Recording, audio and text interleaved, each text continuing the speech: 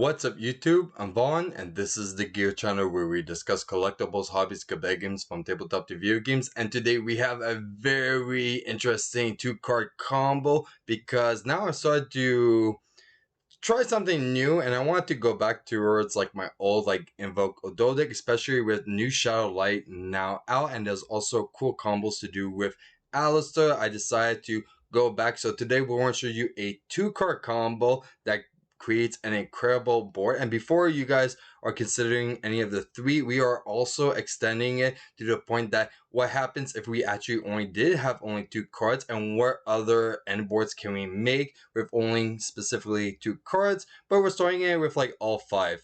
So before we begin, friendly reminder as always to like and subscribe because it really helps the channel a lot and I do really appreciate it. So let's get into it.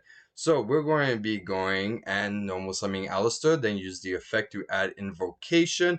Then we're going to use Shadow Light to go and special summon, and we're special summoning this girl. If you're not familiar with her, she sends one monster or one card that mentions Fallen of Albaz, and the one that we're going to actually send, believe it or not, is this guy. So Golden Sword Soul is probably a card you have never seen because no one ever plays it, but in our deck this is one that we can spam very easily because it has the effect that if a card is banished face up, you can special summon it, a light spellcaster, by banishing it from the graveyard, but that monster has to have attack equal to its own defense, which this girl does. So you're going to see some synergy with that right off the bat.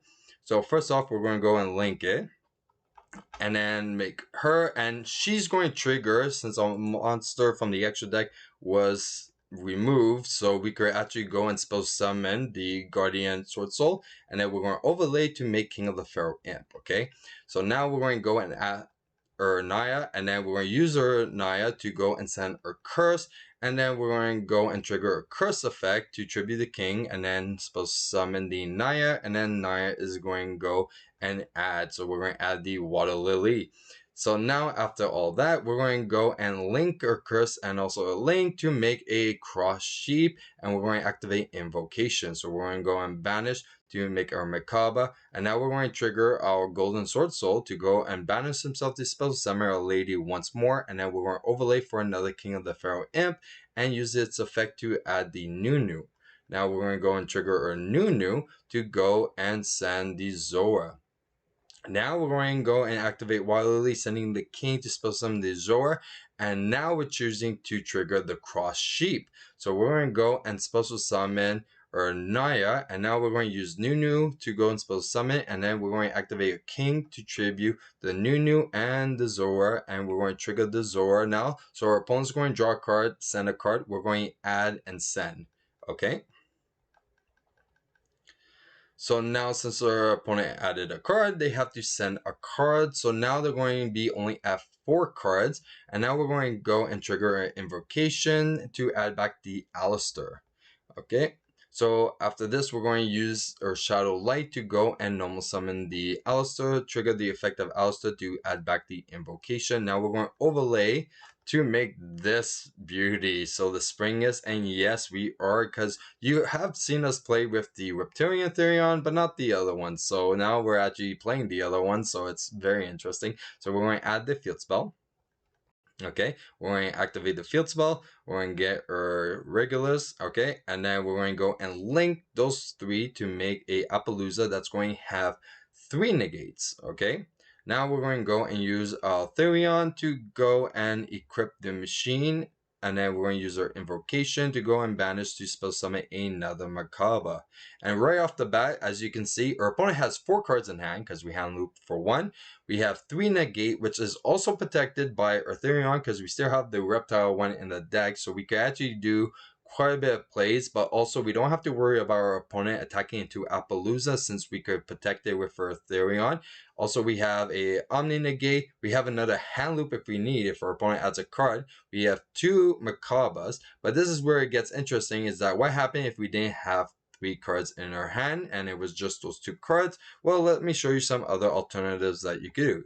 So you can make a tree beast over here. So this is really good because if you are planning on taking this route, you will make the Makaba first and then you will activate the field spell, so then you can add a spell, so at least it could negate a spell and a monster. So that's one thing to consider. So before activating this, you would do the Makaba play and then make a Sacred Tree Beast if you really needed to do that because you had no cards in hand.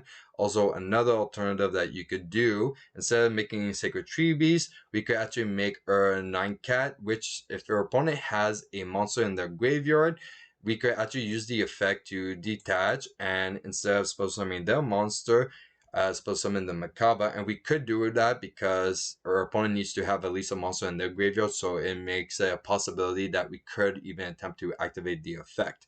Okay, and if we do this play, then we could go and trigger a queen, tribute those two, and then we could have king and queen on the field. So if our opponent spell summons from the graveyard, we could send, if they send a monster from their hand or the deck to the graveyard, we could spell summon. We have the HandLoop, plus we could also plus if our opponent sends a monster from the field to the graveyard. So these are decent as well if you want to take more of a reptile approach, but we have tons of follow-up in the graveyard for a reptile, so we could do quite a bit of plays on our following up turn in case if our opponent manages to break our board.